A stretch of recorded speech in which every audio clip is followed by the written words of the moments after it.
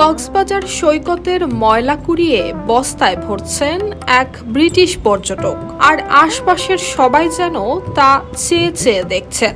কেউ আবার করছেন ভিডিও, আর সেই ভিডিও সামাজিক মাধ্যমে ছড়িয়ে পড়তেই প্রশংসায় ভাসতে শুরু করেন ফিন নর্স নামের ওই ব্রিটিশ নাগরিক। ভিডিওতে দেখা যায় হাতে গ্লাভস আর সাথে বড় একটি বস্তা। এভাবেই একের পর এক প্লাস্টিকের বোতল, পলিথিন, চিপসের প্যাকেট সহ নানান ধরনের আবর্জনা কুড়িয়ে চলেছেন ২৬ বছর বয়সী ফিন। এভাবেই কোটি কোটি মানুষের ঘরে দেশ জুড়ে ফ্রিজ একটাই, ওয়ালটন। এমন উদ্যোগের কারণ জিজ্ঞেস করতেই তার সহজ উত্তর, এসব আবর্জনা পরিবেশের জন্য ক্ষতিকর।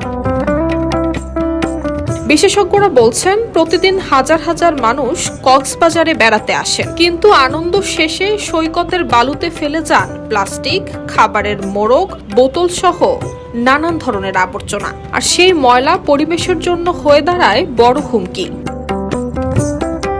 আর তাই সুদূর ব্রিটেন থেকে বিশ্বের দীর্ঘতম সমুদ্র সৈকত দেখতে এসে প্লাস্টিক এবং আবর্জনার স্তূপ দেখে থমকে যান ফিন। অন্যদের মতো পাশ কাটিয়ে চলে যাওয়ার পরিবর্তে নেমে পড়েন পরিচ্ছন্নতার কাজে। ভিনদেশি পর্যটকের এমন দায়িত্বশীলতা যেন এক উদাহরণ হয়ে রইল। News desk, Bangladesh bulletin.